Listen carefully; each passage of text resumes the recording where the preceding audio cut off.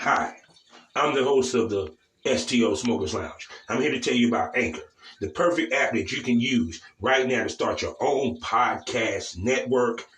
You can broadcast right now. All you got to do is download the app, whether you have a phone, iPad, or even a laptop or desktop. You can right now download Anchor or go to Anchor FM right now and start recording and have your stuff broadcasted over multiple platforms such as Spotify. So go to Anchor today and start your podcast career like I have. Because trust me, I love me some Anchor. Hello, Well, hello, Bob. how's it going? How are you? I'm do I doing good. do I sound okay? You sound perfect. You sound Fantastic. We absolutely perfect. okay. I put a moving blanket over my window. I'm in my home studio, so it's new and shiny. Okay, I'm in my home studio as well. Period. This is your first time using Anchor, Yes, so it as you is. see, it's pretty easy. It's not as hard as people make it seem. Well, my podcast, the next on stage one, is on Podbean. So Mhm. since I was joining Anchor anyway, I figured I'd start up my next project. Okay. Yes, I was on Podbean first, but I just got tired of Podbean. I just went with Anchor Oh, yeah. because you can monetize for free. Mhm. Damn, you're giving you a fucking Anchor commercial before the Anchor commercial. But anyway, um, you can podcast. It's for free. You can monetize for free. Get your stuff distributed, and it's easy to use.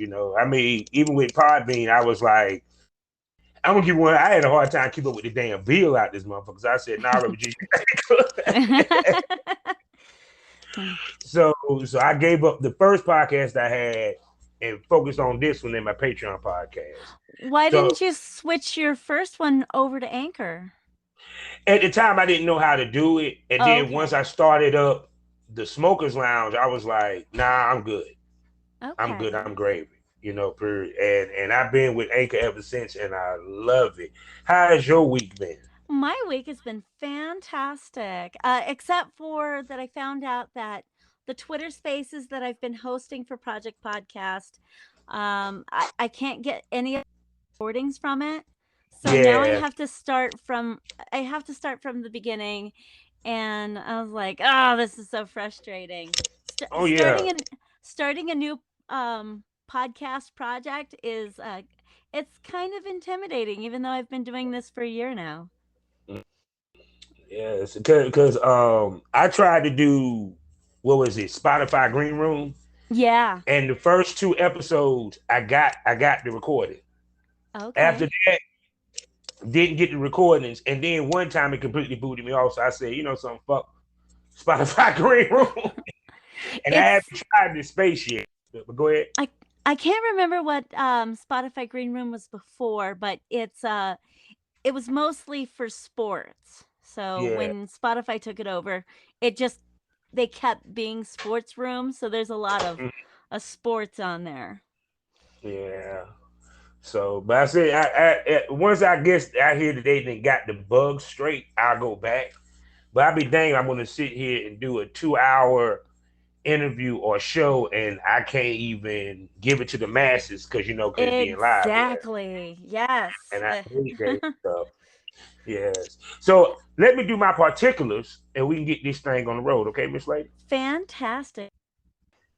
Hello, everybody, and welcome to the Smokers Lounge here on Anchor, the perfect app for anyone who's trying to start their own podcasting career.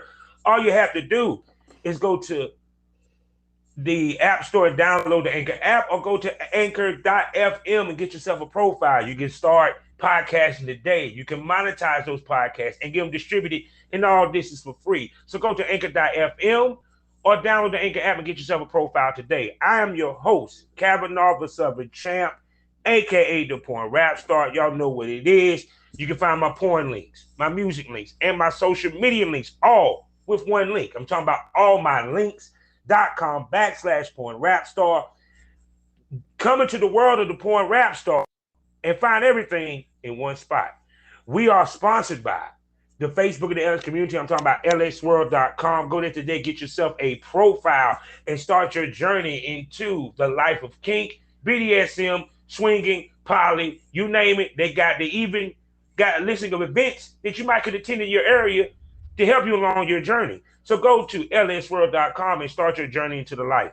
And we also a proud member of the GW District Black Podcasting Network. I'm talking about multiple podcasts giving you different perspectives of the Black experience. Plus, while you're there, you can get different products from over 500 Black retailers. I'm talking about beauty, health, fashion, jewelry, books. Yes, that's right, books. We're talking about paperback and audio. And what I'm talking about, shopgwdistrict.com, where you got the opportunity to buy products from over 500 Black-owned retailers. So go to shopgwdistrict.com, buy Black, support Black businesses, build the Black economy so we create generational wealth. And also, y'all know what it is, every Monday night on K97FM, the radio station for porn, we're talking about Monday Night Smoke every Monday at 8 p.m. Central Time, 9 p.m. Eastern Standard Time. You get to hear me and a lovely lady at my interview or a Smoke Buddy episode on the radio. So go to K97FM.com every Monday and check me out on Monday Night Smoke. And plus, also, you might want to stay there because every day of the week, there's a new podcast. I'm talking about NK Tribe Chat. I'm talking about Hanky Panky Podcast. I'm talking about Naked News.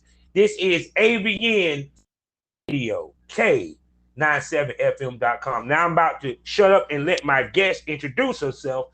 Go ahead.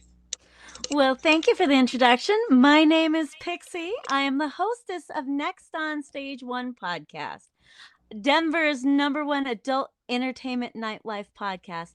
Me and my co-host, Mr. J, we have over 40 years in the adult industry. Strippers, and we talk about all the things that go bump in the night. Yeah, most definitely. So with that being said, how did you become a stripper? Well, I became a stripper out of necessity. When you are 18 with a brand new baby and you have no life skills, sometimes you think that, hey, I bet I could shake it. I bet I know what Yeah. sexy is. And I bet I could make some money. Well, I was wrong. I was dumb.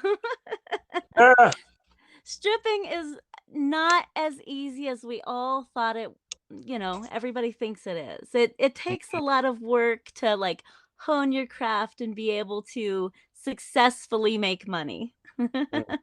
Oh yeah, most definitely. So tell us about the first time you was in the strip club, your first experience. Okay. So I live in Denver, Colorado, and for your listeners that may not be somebody who frequents Denver, I worked at a place called Kimberly's, and it was Okay. a juice bar. And the juice bar had one stage, and a juice bar is a completely nude strip club. There is no alcohol. They only sell juice, and you're supposed to push these drinks to these guys. And it was a very dark and seedy looking club with the high back red booths and one stage, one pole with a landing strip behind the stage. And it was very um, it was very smoker friendly, so it was very dark and seedy. Yeah. I didn't have the proper shoes. I didn't know what I was doing, but I was young and cute. And they're like, all we need you to do is go up on stage, take your top off, and dance for 2 songs. It's like, I think I can do that. I really do. And they're like, yep. All right, go ahead. I get up there, I dance, I make some money up on stage. I'm like, oh, I got this. I looked really cute and young and innocent. They helped me pick my name, which is Pixie, and and I danced to like some big hair band rock and roll music, and I had a great time. These big old clunky wedged shoes, and I thought I was cute. I had full back panties on. I get off, and the lady, she goes, "You're hired." but next time you go up on stage, we need you to go completely nude. And I was like, oh my Lord. And it was one of those things that you kind of have to warm up to. Not everybody Hmm. can stand on a stage and get butt ass naked. Oh no. Oh no. It does take a certain kind of person to be able to be free with themselves, if you will. Mm. Oh yeah. Oh yeah. So it was like, so as you became more comfortable in your skin, you became better Oh after a yeah, while. yeah, yeah. And it was. I I learned how to talk to people. I learned how to look people in the eye.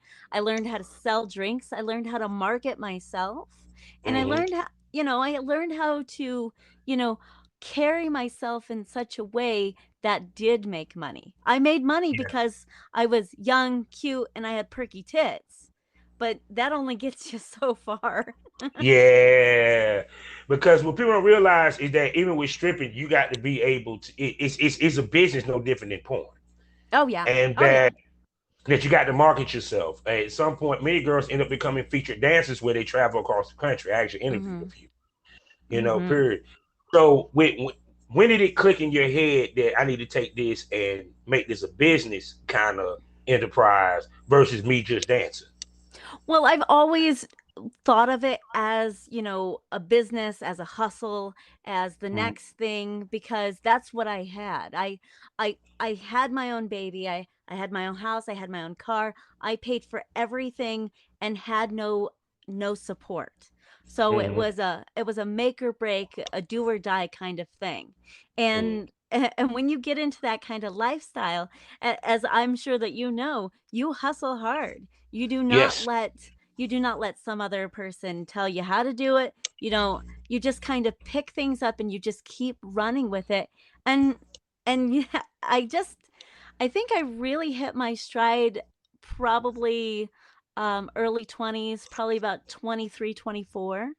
And Mm-hmm. from there I was doing video, I was doing pictures, I was Mm-hmm. I was doing private parties. I was doing whatever it took to keep my head above water, and I was succeeding. Mm-hmm. Most definitely. And two, you was fine as hell, and I can tell you got a big booty.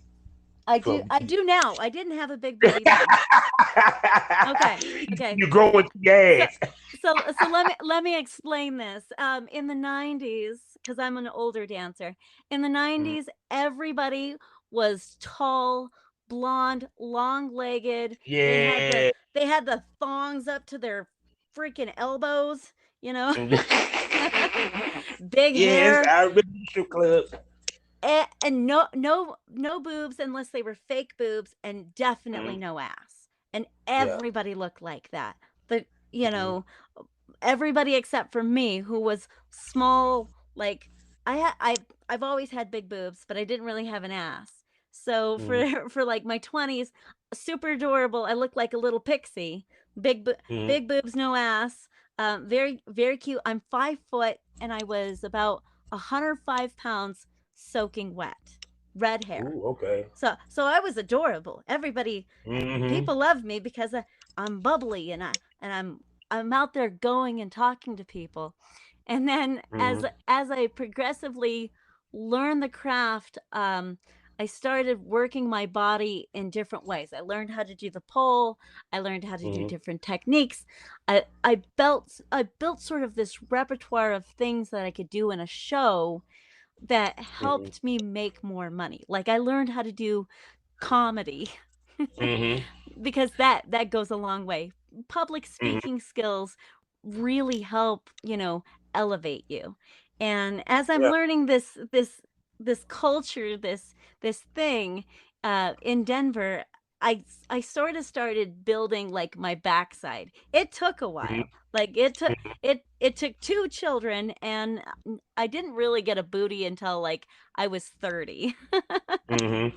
So it, Because you probably was squatting so much that you couldn't yeah. help but to get a booty. Oh So yeah. Oh yeah.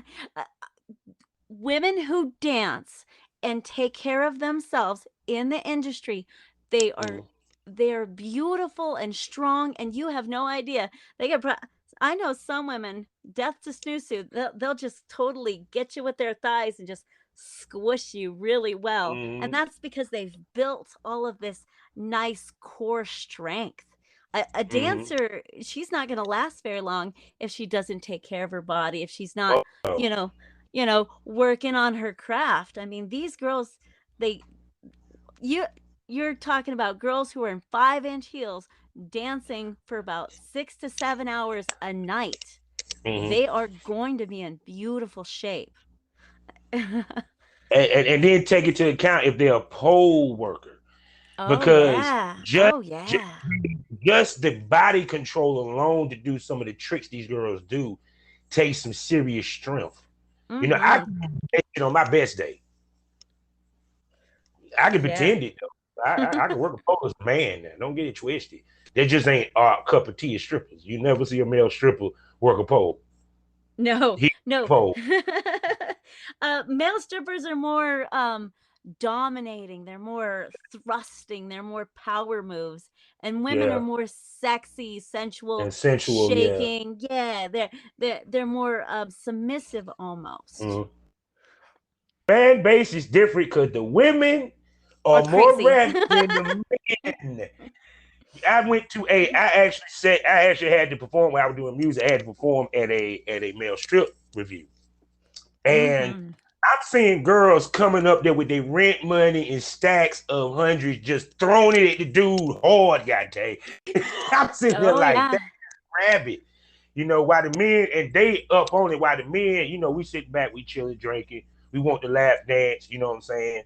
Girls, no, they grab the dude, bring him for the lap dance. Oh, like girls are vicious. You want to talk Yeah. about a hungry eyes? I'm telling you, Grandma Mabel, she's gonna be one of those. She don't give two fucks about what she's doing. She is grabbing you in Mm-hmm. places that you didn't want to be grabbed, and she is taking control and literally shoving her hand with that money into that. See, with the walk out, these people, when the Oh stripper yeah. come out, the walker, come in, youngster. I got 100 for you. Come here, boy. God damn Oh. it. Let go get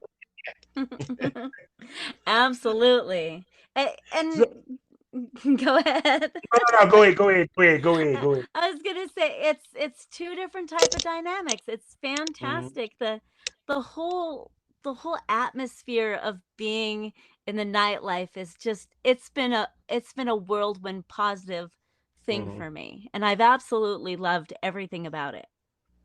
Oh yeah, I can believe it because even within the stripper realm, like it's funny, even the competition behind the scenes, how the girls Hmm. be like really competitive, which I get it because it's for money, because y'all making money or what have you. So in your time in the game, how competitive was it backstage with the ladies? Well, a good dancer is going to build girls around her. A good dancer Mm-hmm. is going to try and replicate a troupe. She doesn't want just to be the number one individual girl. Mm-hmm. Being an individual girl is going to make you a lot of money, but it's also going to get a lot of hens in the hen house clucking at you. Oh So, yeah.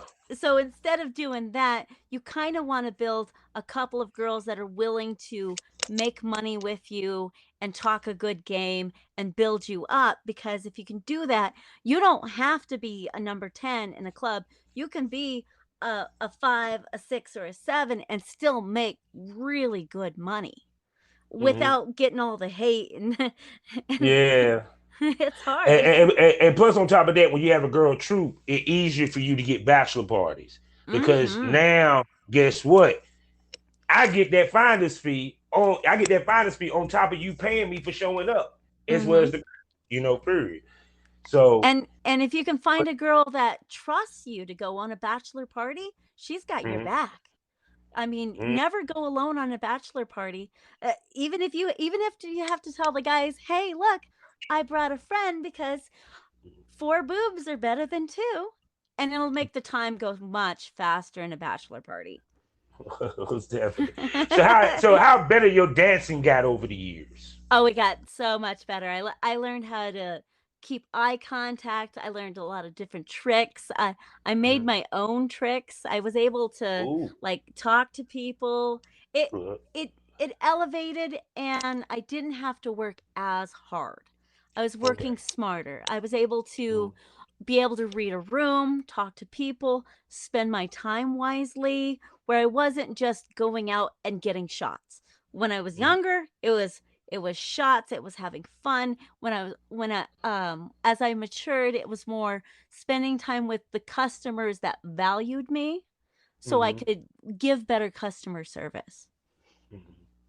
And two, now one of the things that I always talk to with girls in the industry is that a lot of girls they make it a point to focus on the new customer, but they forget about the regulars. Speak to ladies paying more attention to their regulars versus new customers, and why is that very important? New customers are important, but you never want to burn your regulars.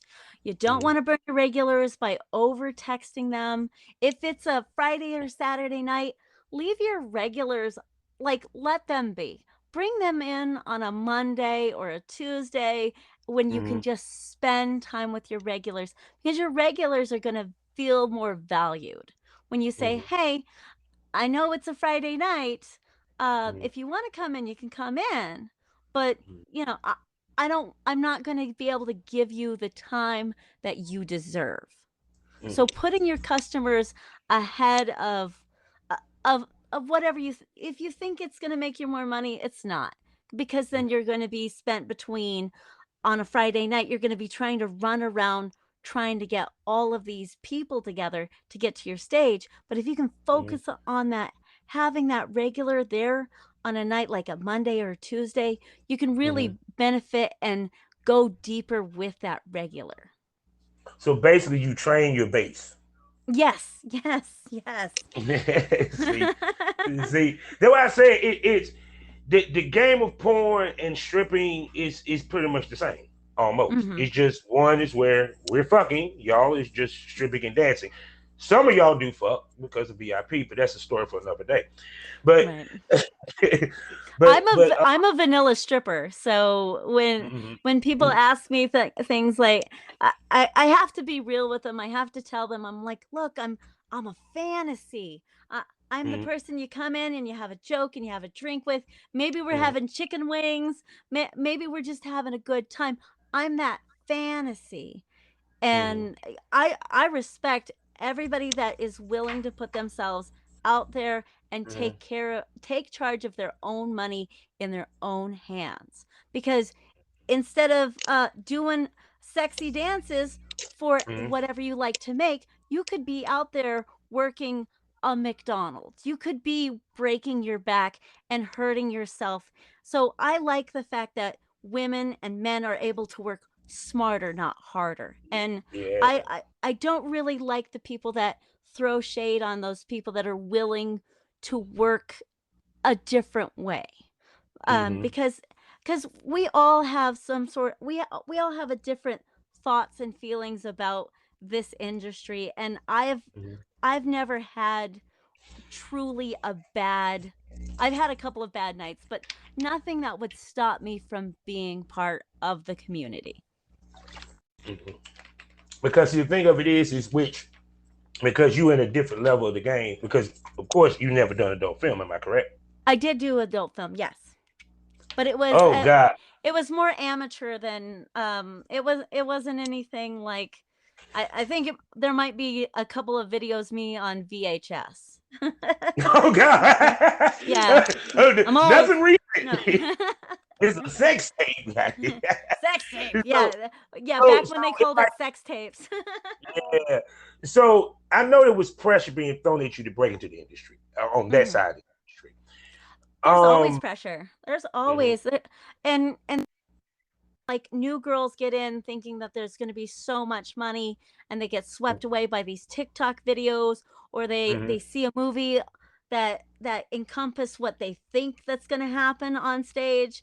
Guys mhm. just busting out just hundreds, just dollars all over their stage, Yeah, yeah, and yeah. that They go watch the Players Club and thought they were yeah, diamond.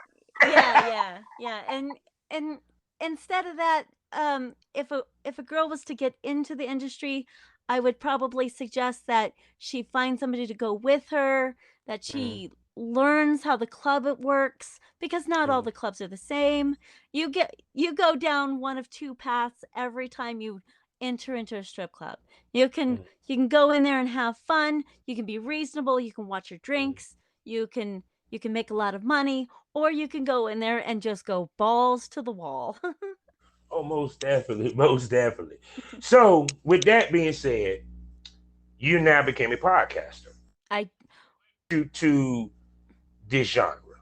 So I last year during the pandemic, we were all working, everything was fine.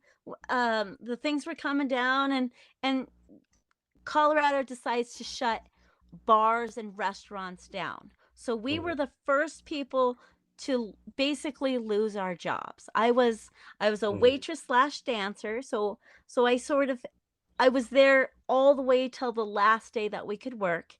Mhm. And with uncertainty, I had, as any really good stripper does, have a slush fund set aside because you never know when a rainy day is going to hit. Mhm. And I was like, all right, well, it's going to be a couple months. We're going to lock down. We're going to take care of everything. Everything's going to be fine and we'll be back up and running. Mhm. Well, month after month after month of it not coming back, I had to find, well, I had to learn new skills. I had to find a new Mhm. job. I had to do all of these different things and not waste my money on frivolous stuff. Mhm. And I kind of reconnected with my old boss, Mr. J. Mhm. Hold on. I reconnected with my boss, and he's like, "Hey, do you want to start a podcast?" And his idea was, he wanted to do like a pop culture podcast, and I said, "Why don't we do a podcast about strippers?" And he said, "That's a great idea," because he Mhm. has 20 years in the industry. I have Mhm. 20 years in the industry. I was like, "Let's get together and do this."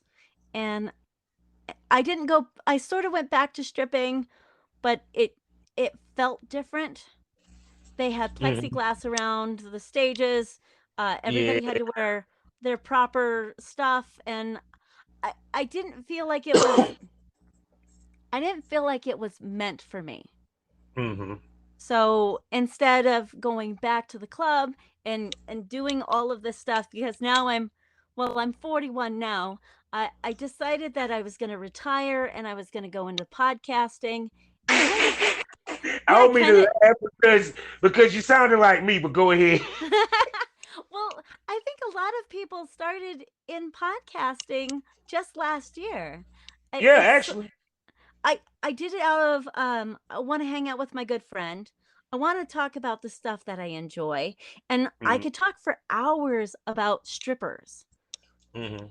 and it just sort of made sense. And I've met Yeah. a lot of people along the way. Yeah, yeah, because I got the opportunity to meet you because I ran across you, I think, on God, where did I run across you? I'm And then I everywhere. just yeah, then I followed you on Twitter, what have you, and then I saw you was a redhead 'cause I got a thing for redheads. But um, but it was like I took a listen to the podcast. I was like, okay, I like this, I like this, and like similar to you, same with me. The pandemic hit, the game of porn was changing. I was already Mhm. getting somewhat tired because I've been in the business close to 20 years. 20 years in the business, 14 is a talent.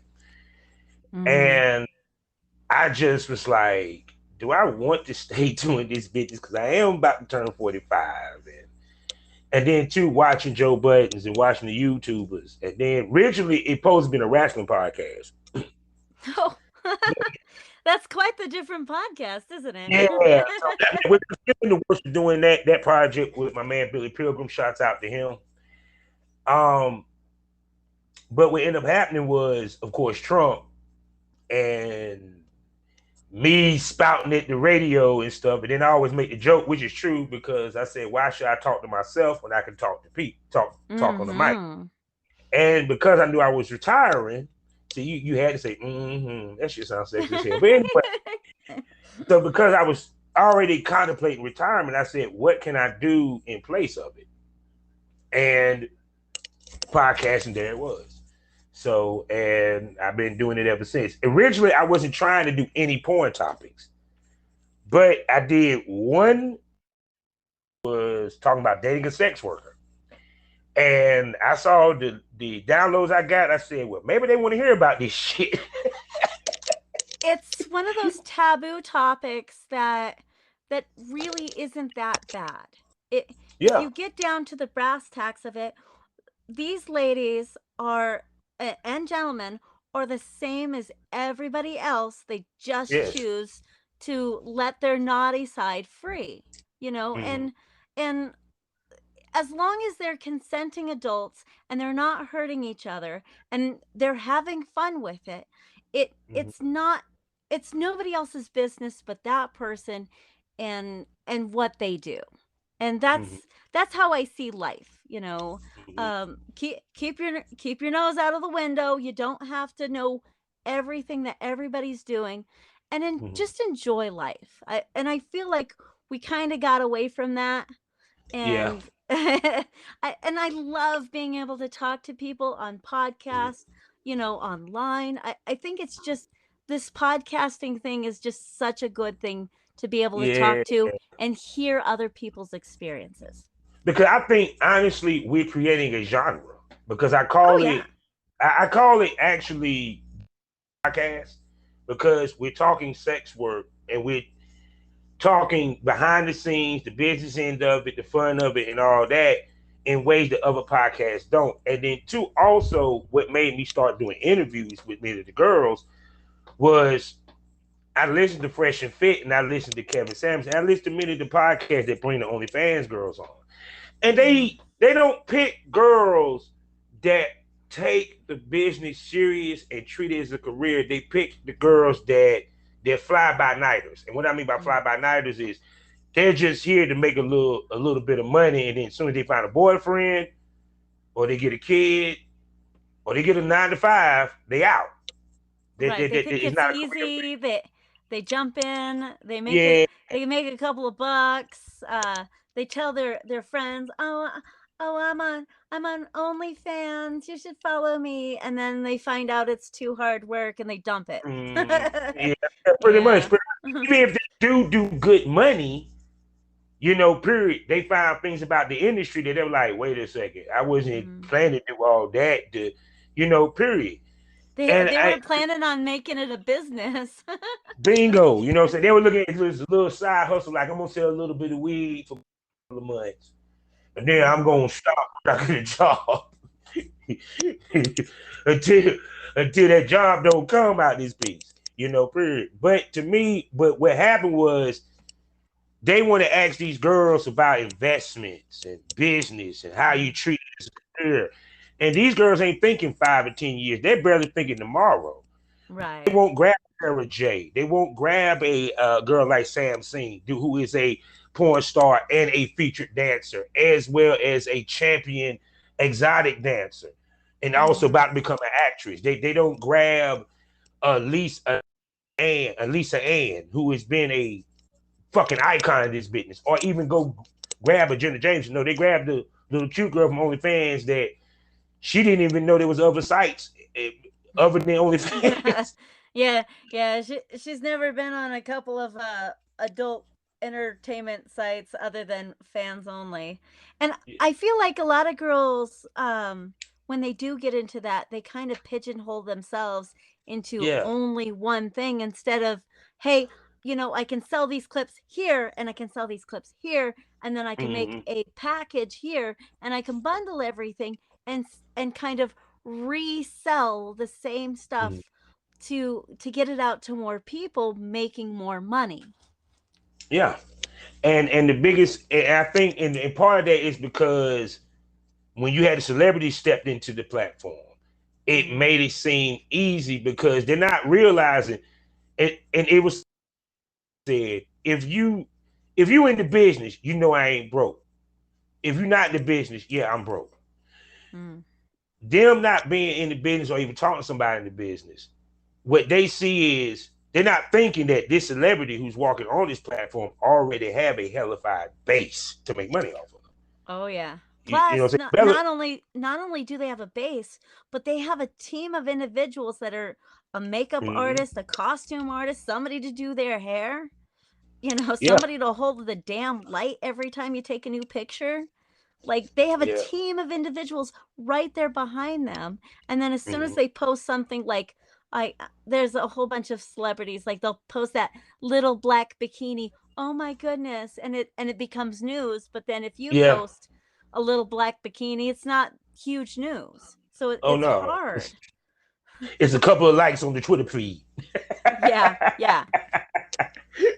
Period. But see, that's the reason why my podcast changed like that. And Mm. what I love about your podcast is because I said this before, because we're in the sex business, they don't respect the sex worker's mind. Right. And And I think go ahead. the that's the way we need to be, like, changing people and talking to Mhm. people. I know my demographic for my show, and it's not women, I can tell you that. Yeah. So I'm not changing women's minds about other women. I'm Mhm. changing men's minds of how they perceive the dancer that they're tipping. Yeah. So Yeah. it's really hard to be able to get like your word out, but you got to keep bringing people in that are doing good in the industry, and you got to keep talking to those lovely individuals every single time. Oh yeah. So what did you learn from being in the stripper field that helped you when it came to podcasting? I think it was really just about having a conversation with another human being.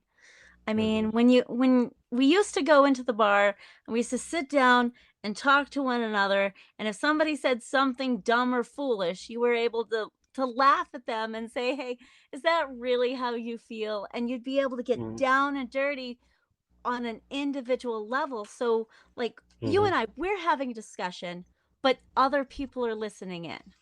And Hmm. I like that. I like that your listeners and my listeners as well, they're not dummies. They're willing Yeah. to go on this journey and have this deep conversation, even though we're talking about some spicy subjects, Hmm.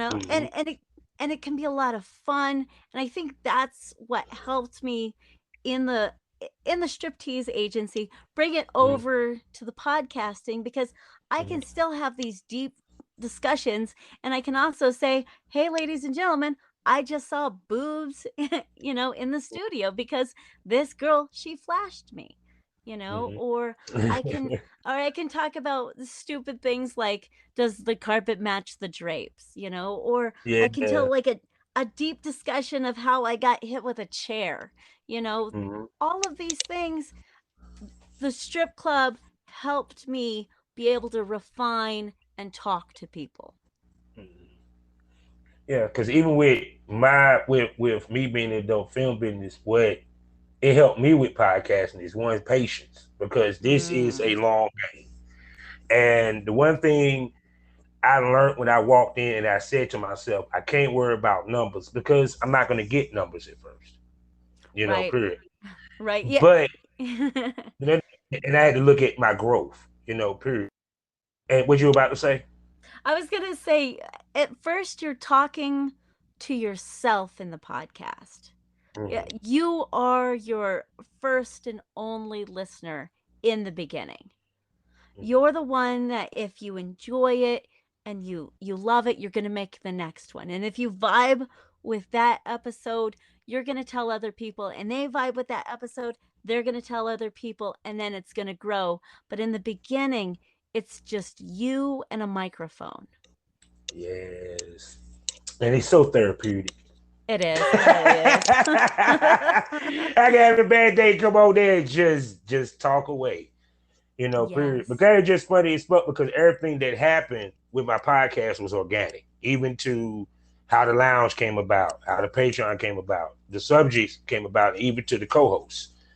Period. Because I'm at first I was gonna say I was not gonna do interviews because I was like, I don't want to talk no damn about it. But then After a while, I said, well, after I did one, I kind of liked it. I said, oh, I kind of like Right. bouncing You off of kind of get somebody. hooked, don't you? Yeah, Yeah. because it's kind of like with podcasting. I told people it's the new music Right. because to me, you have to be very talented to keep somebody attention for an hour or two Yes. or Yes. three. You got to be entertaining as fuck. And if the conversation kind of drops down, you got to be Yeah. able to reason with yourself and say, okay, it's time to wrap it up. Yes. Yes. And then with me with interviews is pulling it out of people. That's the Right. kicker with interviews. Because it's like, especially if you got somebody that's not that great talker, it's finding what they're willing to talk about to get them to talk. It's like it's a lot that I've learned. But see, I also watched a lot of people. Like before you jumped into it, how much did you watch others to see how they do it? Oh, I have a list of people I love to listen to on podcast, and I Okay. didn't even think that that's where I wanted to go. I just kept Mhm. listening and listening, and I was like, you know what, this could be a thing. Mhm. We started with one of those blue snowballs. Mhm. Yeah. And yeah, I think every podcast, I think that has to be the bare minimum. A blue snowball in the middle of the kitchen. Mhm. Oh my goodness. Shoot. So and then also, like I said, I know your studio a little bit more advanced than mine or what have you. Well, It's like I said, we have two studios now. I have the oh. studio at Mr. J's, which is a full-fledged studio, and then now I have a home studio so I can do individual recordings with people. Oh, most definitely. So as you progress in the podcasting, what's the one thing you're learning so far? That the community is what helps you learn and grow. the Hmm. At first it feels like it's just you and a microphone, but then as you progress into Instagram, Facebook, and Twitter, you find out that there's this whole community of people, just like the sex work community. There's people that you can lean on, you can talk to, you can be like, hey, is it supposed to go this way? And then you can kind of gauge and feel how other people are, how they're doing their podcast. Hmm. Most definitely. And also, I look, what the fuck is up with all this podcasting beef? I've been saying, I'm just be like, I'm talking about on the big level. It's like at our level to a certain extent, we don't run into that. If we probably as we become bigger, because I know that's something that will happen. But it was just funny when I listened to like the big time podcasters, the beef they be having with each other and the issues. I'm like, how you beef and you're a podcaster? Well, you don't become famous till you get your first 1 star on Apple Podcast, right? Yeah. Shit, I'm still waiting to get a fourth of one out of this piece. Oh, we've gotten a 1 star from Mm, another podcaster, and it was really trashy, and I was all like, "Hey, look, mm, um, I I I didn't like it. I didn't like what happened, but I took mm, it. I took that 1 star and I posted that terrible, terrible review up. And I was all like, look at this review." And I was mm, like, hey, can I get everybody to put your eyeballs on this? And then can mm, I get everybody to give us your own review and mm, counteract that 1 star, because it's gonna I still have a 4.9 on Apple, and it mm, takes you never get back to 5 ever. mm, So this guy, he really did us dirty. Um mm. I had him retract it. He said he didn't do it, but he told his co-host that he did, and it was just a big shit show. And, and to me, it's kind of like when I hear stuff like that, I'm like, it ain't that serious. I mean, Right.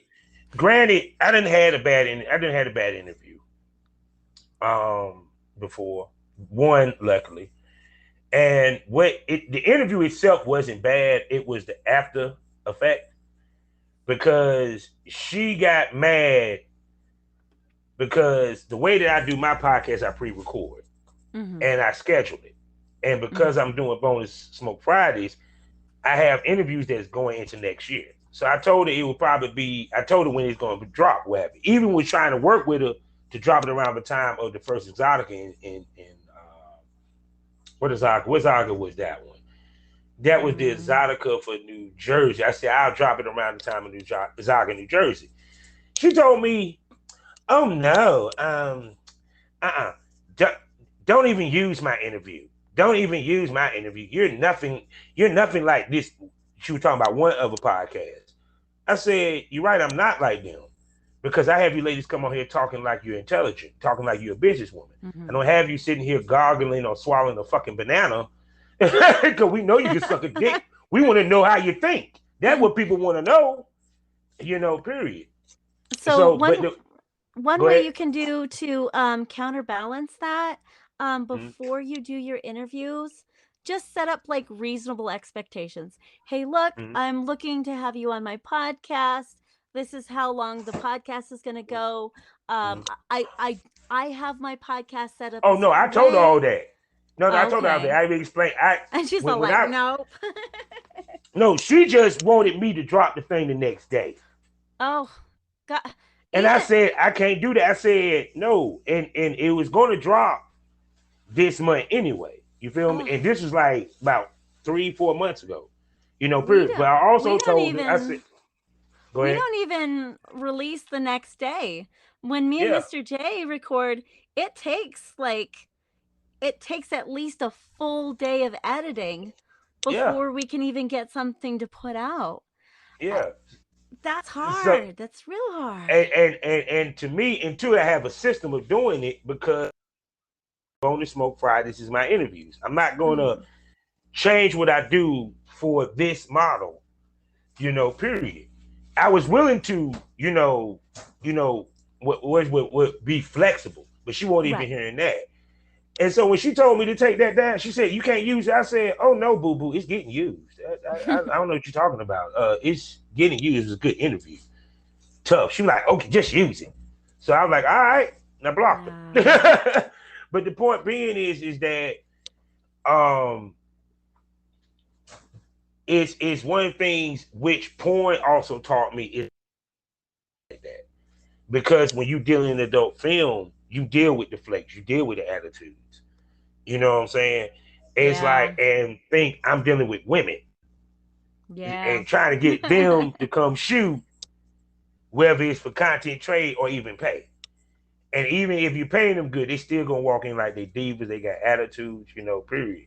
So just like with any field of the sex work, there's headaches that you deal with. Right. Period. And setting up reasonable expectations still doesn't stop the pitfalls of fallout from another. Was she another podcaster or was she just another lady in the industry? She was a lady in the industry. Okay. Actually, she ain't even done, really truthfully, she hadn't done any true professional work. Okay. Like that. Okay. She had her own shit. She was doing her own shit. Okay. But it's to me, it's like this to me when it comes to just this era of adult film. Because I came into business in 2006, I've seen how the business changed. To me, I said this, it's normalized to watch porn now, but still not normalized for people to be in it, period.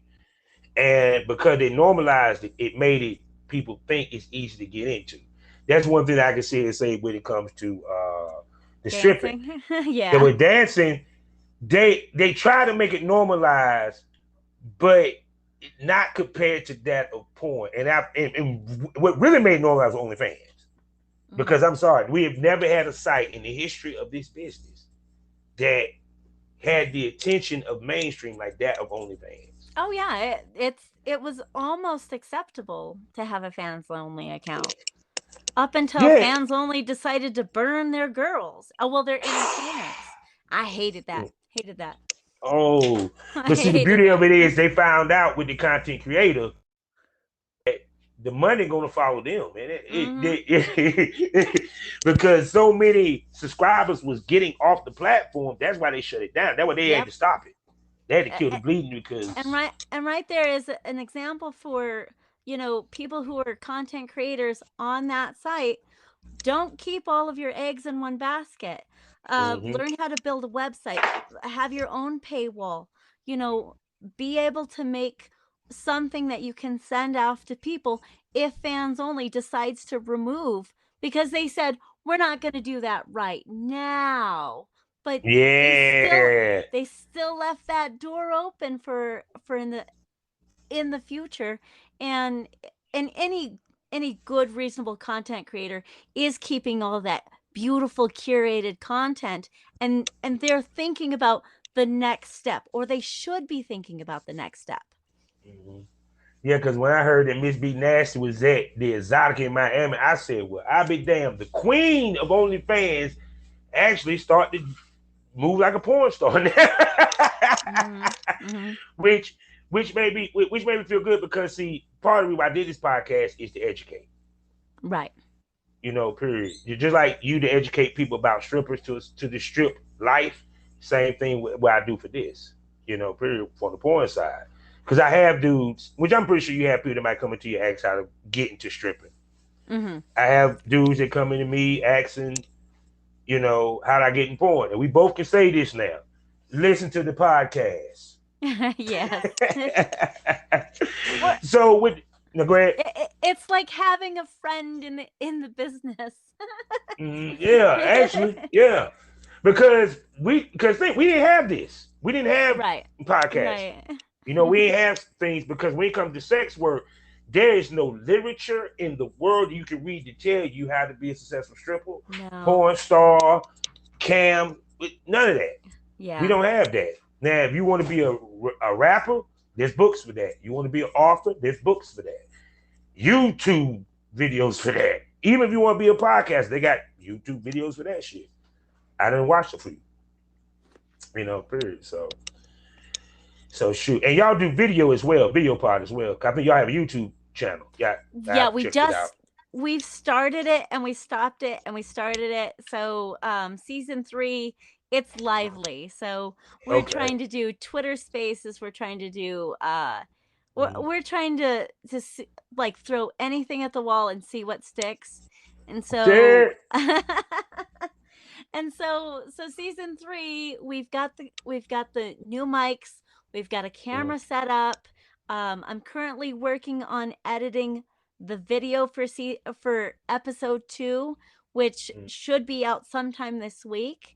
Audio obviously is easier than video, and it's not an easy process, and especially for ladies or content creators that are looking to be in podcasting, it does take a lot of work. And just like any craft, you have to work on it and you have to build it. Because I know you done dealt with this. Oh yeah.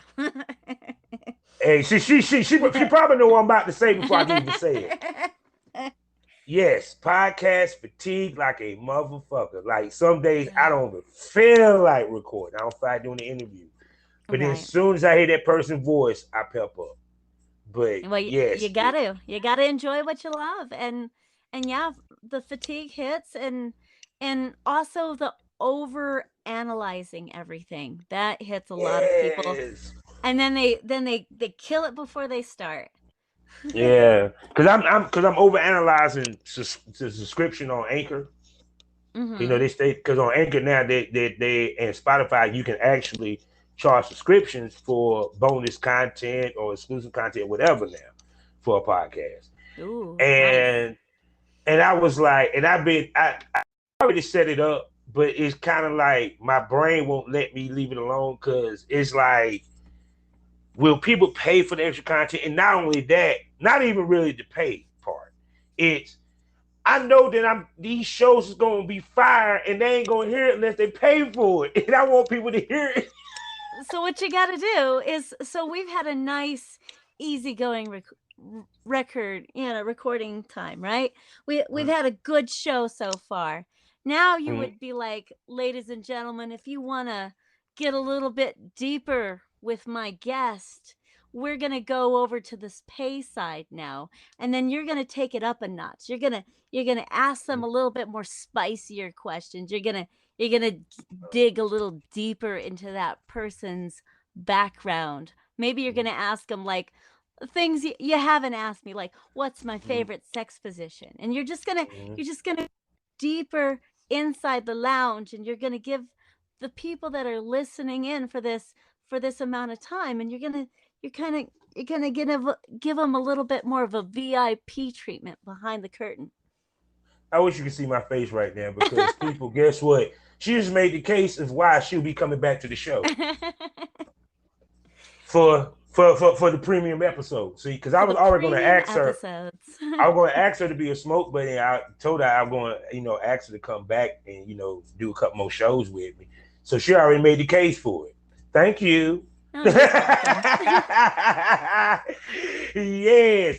Because what I do is like the girls I interview, if they down for coming back, I bring them back as smokes buddies and we do episodes or what have you. And like I said, since they just started subscription, now I'm starting to formulate the content for that. Right. Period. And it's just like people don't realize podcasting is really adjusting on the Mm-hmm. and also finding your stride, Mm-hmm. period. And also finding what your fan base is really liking and stuff, period. Now I'm pretty sure y'all pay attention to numbers a little bit heavier than me because y'all do more numbers. So how much do you look at the numbers? You and Jay look at the numbers. It depends. Well, at first, when we release an episode, we care about those first 2 days. And then Yeah, afterwards, we don't really care. We yeah. want to know what happens the day that it releases and the day that's following. Mm-hmm. And then if the numbers drop, like yesterday was one of my lowest days of the week. So on that, I tend to add like an audiogram or a video commercial, or Mm-hmm. I try and gauge a little bit more of my audience with not just the normal, hey, Yeah. did you check out my podcast? I'm giving them a Mm-hmm. clip from the show. Mm-hmm. Yeah, cause I be doing the same thing. I be doing it with the audio clips, the audio Yeah, video clips, and so I've been putting them everywhere, even the clapper to everywhere. Instagram, everywhere, Facebook, Everywhere. and stuff. And I even got the stuff on YouTube, which I don't care about YouTube so much because it's YouTube, Yeah. and um, you know, it's YouTube. That's It's that's all I it's can say. YouTube. Yeah, with YouTube, you've gotta get to so many episodes on YouTube, and it's an even smaller following. It Mhm. takes it's not high priority. The Have podcast you is the check high out priority. for your video? Check out XBiz TV. Mm-hmm. Yeah, I'm telling you, because I put myself up there and Nice. stuff, and it's through XBiz, and it's like a YouTube, but it's XBiz.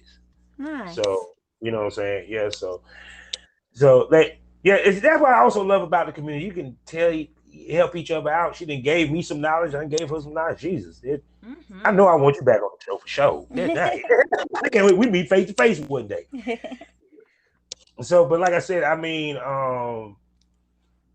so sure, I even started breaking the merchandise a little bit. So it's kind of like I said, it's just watching other podcasters, even watching you, how you and Jay move, you know, and learning the business because sometimes you gotta learn your business from your Peers. Yeah. from the peers, most definitely, Yeah. period. And I've been waiting to collab with another podcast. So you're the first podcast I collab with. Oh my God, thank you. There's a lot of wonderful podcasts out there. Amazing life. Yes, I done collabo with Next Stage One, Pixie. Yay. Oh my God. You just don't know how happy it made me feel out of this piece. So you don't strip anymore. So you done with No, I'm retired. I got my first tattoo like 2 weeks ago. So I am done showing my body for money. Now I'm gonna ask you a question. Do you have not? How can I put this? Like with me, I miss it, and when I look at it on Twitter, because fortunately my Twitter page is pouring up like a motherfucker. Yeah. You know what I'm saying? Do you ever miss? I do miss it. I miss the money. That's a huge thing. I'll never get the money that I made in my 20s ever. Mhm. But I miss it because I miss my friends. I miss hanging out with those people because it was a gathering. I don't drink anymore. I Mhm. wasn't big into drugs. It was just a lifestyle that was so much fun, and it brings a lot of memories back. So, and that's what I'm trying to build with the podcasting thing. Now I'm hanging out with new friends and telling my old stories, and it just feels right. See, then I'm talking about, yeah, because with me, it's like, even if someone asks me to come out of retirement, it's like the mental preparation they had to do for a shoot, I ain't gonna feel like going through no more. Because Yeah. people don't realize, even with strippers and porn stars, it's a mental preparation for you actually step on that stage or get on that set, because Yes. you're performing. You remember your routine with talent. You got to remember angles and stuff like that. Speak to the mental preparation that you had to do before you got on stage. Oh man.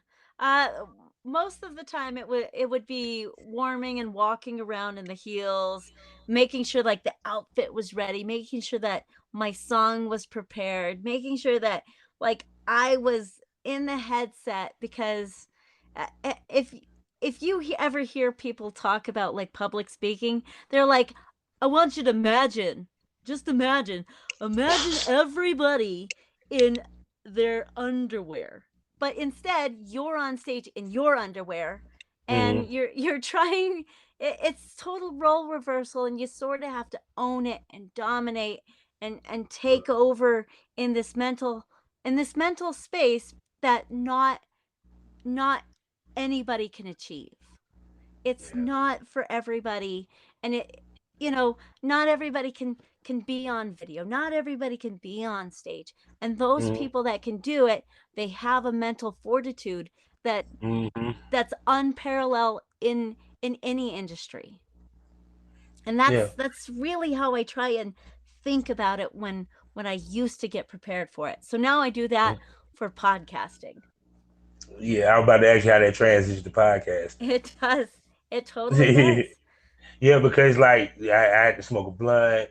I Yep. got to listen to some R&B music. You know what I'm saying, to get myself in the right mind frame or what have you. You know, always, like just like with porn, I used to imagine the scene, how it's supposed to go, how I wanted it to go, Mm-hmm. what positions I wanted. With podcasts, where I want the conversation to go, what I want to say. Even right now, and I know you're doing it too. You're thinking at the same time I'm thinking like, okay, what he gonna say next? Okay, what I'm gonna say when he say this? But it's mental chess. Yes. It's literally mental chess. You know, period. And you want that like raw like conversation between people, and you don't want it to feel like it's scripted. Yeah, because that will bore the fans to death. Yeah, well. Is it? And then I'm gonna tell you what's funny. I got an email and somebody hit me and said, "Okay, we talk about porn, but we want to hear the social. You used to talk about the social stuff." I was like, and the celebrity stuff. I was like, "Oh, now y'all want me to talk about it." So now I got to look these fuckers up and see what's going on. Yeah, You know? Eh, I don't know who your target demographic is, but yeah, sometimes you have to sprinkle in what works, and then you got to, Yeah, like you were saying, you got to experiment with the new stuff, and yeah, when you get feedback is always good. I love it when people give yeah. me lip service and they tell another friend about the podcast. Oh yeah. Because even to me, I already knew walking in, my podcast is gonna be mostly men are gonna listen to it because of what I'm talking Mhm. about. Mhm. Because I don't think that I talk about anything that women would necessarily listen to, but so much, you know, period. But I see the women listenership is going up. It went up a couple percentages. I'm kind of happy. I'm getting some skirts. A little bit. Period. But to me, my ultimate goal is that I hope that, like, because it's funny, it's always a running joke when people say this because of the title of the podcast. No, this is not a podcast about weed. I'm saying smoke this over as in think this over. Right. Period. And it was funny because even when I was walking out with my T-shirt, a guy stopped me and said, "Do you sell weed?" I said, "No, this is a podcast, man." Like, and Right. two, we did right outside the smoke shop, hot as hell outside. Like, you could have just told me to come here, man. Oh, God. That's when you hand them a business card and you say, "Well, smoke this over." Oh yeah, most definitely. So tell everybody where they can find Pixie, where they can listen to these wonderful podcasts of yours. Well, you can find me and Mr. J next on Stage One. We're on Apple, Spotify, iHeartRadio. We're even on Google. So if you click clack it in there, you can find me because I'm a social media menace. I'm pretty much everywhere. We release one new episode every week. Today is Monday, so sometime as this recording from the past, we're telling you, every Monday there's going to be a new episode. We're right on into season 3, and we are getting down and dirty. Oh, most definitely. And you say you have a project coming. Do you want to tell the people about the project, or you kind of keep that under wraps? So the project that I'm doing is actually for other podcasters. Since since you're my friend on Twitter, which is next on Stage One, I do a project podcast with Pixie every Wednesday where I bring other podcasters in and have like a deep dive discussion where we ask each other things like how to do podcast recommendations, how to increase your listenership, how to talk to other people, how to find the perfect guest, and how to know when that podcast is not for you. Those things that podcasters don't really get to talk to. When I say about building the community, that's what we're trying to do. See, and that's why I wanted to do an interview with her, because we're on the same page. We're trying to kill misconceptions of our business. Yes. We're trying to screw you people up about our business and make you respect the people in the business. So with that being said, I definitely want you to come back if you're willing. Yeah. And I would love to be on your show. We don't do interviews on the show unless you live in Denver, because Mr. J doesn't have internet set up. Okay. Yeah, so it's if you're ever in Denver, hit us up and we'll bring you on the show. Oh, I plan to come to Denver because I plan to get some of that good smoke that y'all have there. Because my nephew told me about the weed there, and I said, yeah, I need to go to Denver. It'd be just for a week. The Denver weed is nice. You're gonna get better stuff from homegrown without the taxes. So I'm just saying, support your local individual before you support a big box business. Yes, because we have not gotten legal here, so I still call the street pharmacists to get my medicine. You know what I'm saying? Shouts out to the street pharmacists across the world that's listening to this podcast. Shouts out to England. Shouts out to Russia, and shouts out to Germany. Since I say I'm getting fans now, shouts out to y'all. And like I said, I definitely want to bring you back for some more episodes, most definitely. Period. And I would definitely have to make a trip to Denver so I can be on y'all show. Absolutely. Period. No doubt. So people, you know how we end this? Life is a learning experience. What's the point of the experience? You didn't learn anything. Smoke that over. Thank you for coming to the lounge, baby. Thank you.